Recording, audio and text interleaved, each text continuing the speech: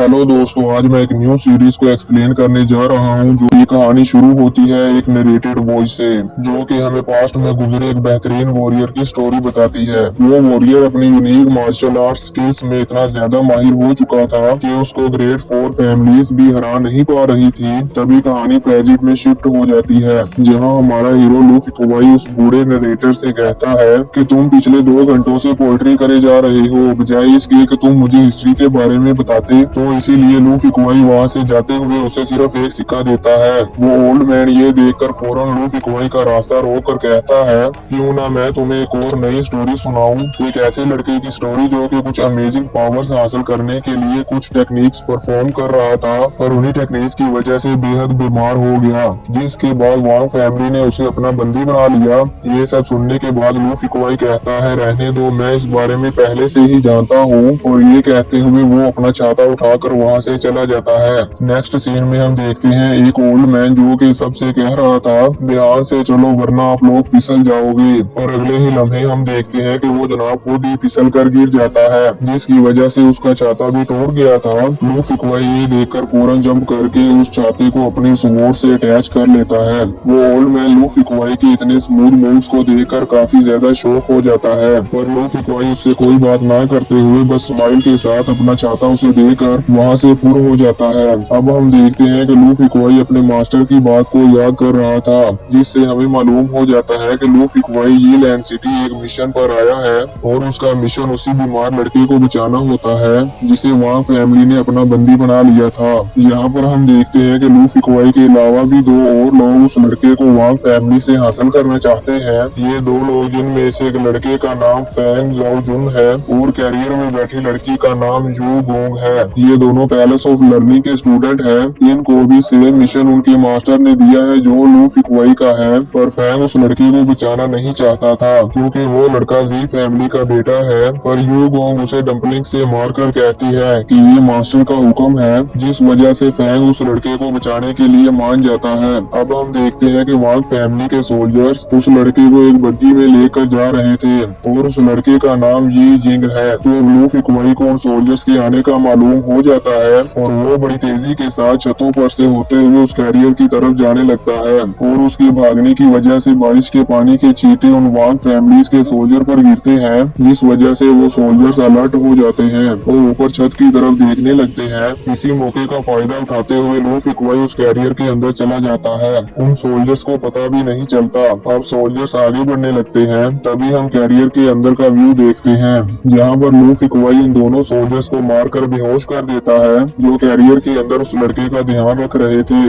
और इस लड़के का नाम है जी यिंग। और अब जी यिंग को भी होश आ जाता है, तो लूफी कुवाई उसके मुंह पर हाथ रखकर उसे चुप करवाता है और कहता है, शोर मत करना, मैं यहाँ तुमको बचाने के लिए आया हूँ। फिर हम नेक्स्ट सीन में देखते हैं कि फैंग अपनी कैरियर को वांग फैमिली के सामने लाकर खड़ा कर देता है और उनका रास्ता रोकता है।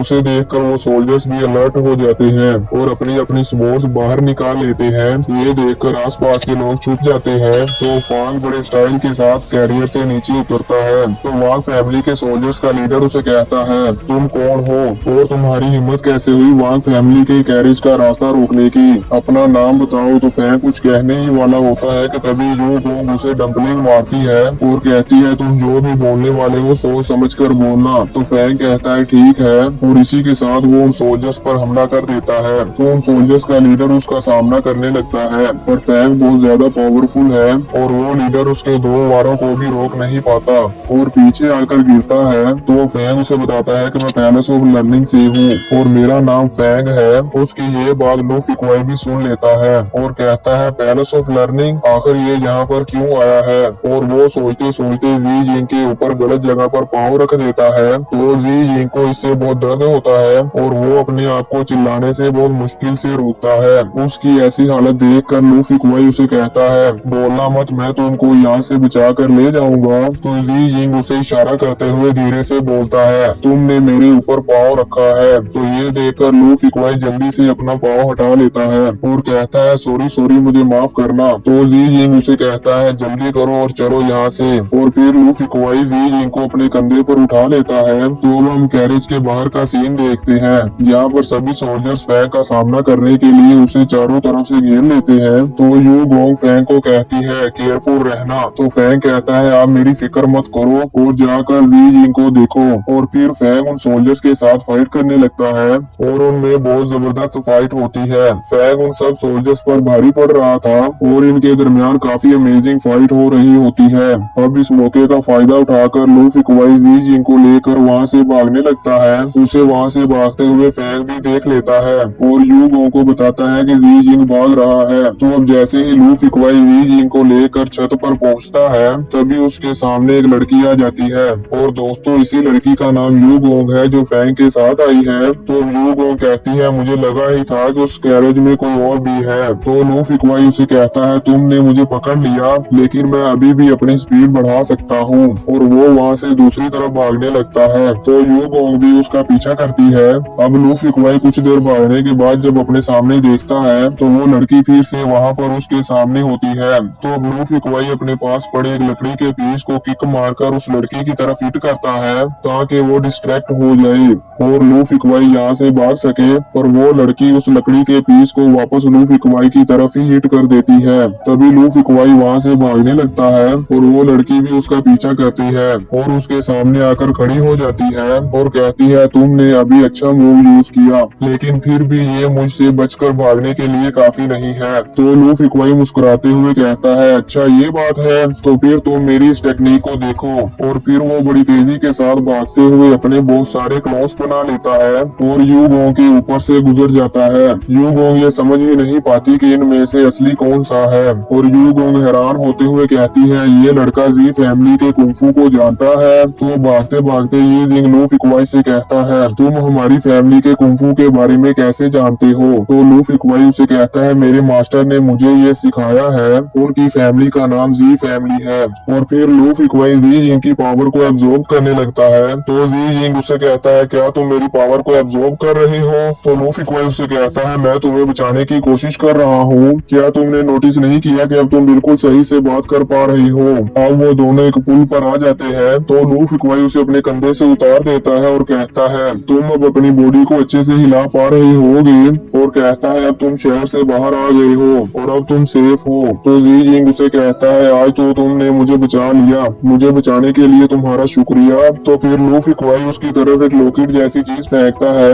जिसे वो कैच कर लेता है। तो वो उसे देख कर कहता है ये तो मेरे सेवंथ अंकल की है, क्या उन्होंने तुम्हें मुझे बचाने के लिए भेजा है। तो लू फिकवाई कहता है हाँ। और फिर कहता है तुम्हारे अंकल ने कहा था तुम्हें फैमिली को बचाना है पर तुम्हें उसके लिए अब उस मार्शल आर्ट टेक्निक वाले पेज की जरूरत नहीं है, वो तुम मुझे दे दो।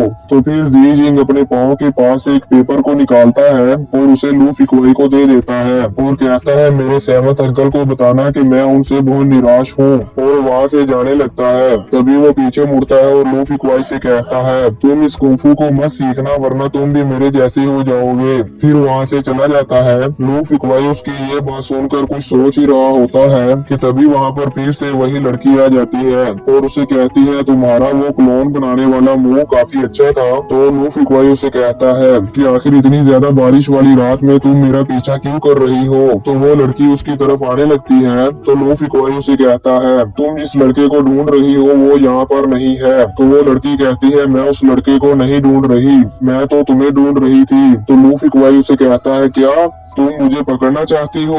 और वो लड़की उसके पास आ रही थी। तो लू फिकवाई उसे कहता है मुझे तुम्हें हट करने पर मजबूर मत करो। तभी वो लड़की बहुत स्पीड के साथ लू फिकवाई के पीछे आ जाती है और उसकी तलवार लेकर वहाँ से दूर चली जाती है। अब जैसे ही लू फिकवाई अपनी तलवार पकड़ने लगता है तो वो अपनी जगह पर नहीं होती। ये देखकर वो काफी परेशान हो जाता है और कहता है ओ नहीं, मेरी तलवार चोरी हो गई, अब मैं मास्टर को क्या जवाब दूंगा। तभी जब वो लड़की उस तलवार पर लिखे हुए हुए नाम को पढ़ती है तो वो लूफी क्वाई की तलवार उसे वापस कर देती है और कहती है हम फिर मिलेंगे, और वहाँ से चली जाती है। ये देखकर लूफी क्वाई सोचता है कि उसने मेरी तलवार को देखा और देखते ही वापस कर दिया, जरूर वो मेरे मास्टर को जानती होगी। और दोस्तों यहीं पर ये पार्ट खत्म हो जाता है।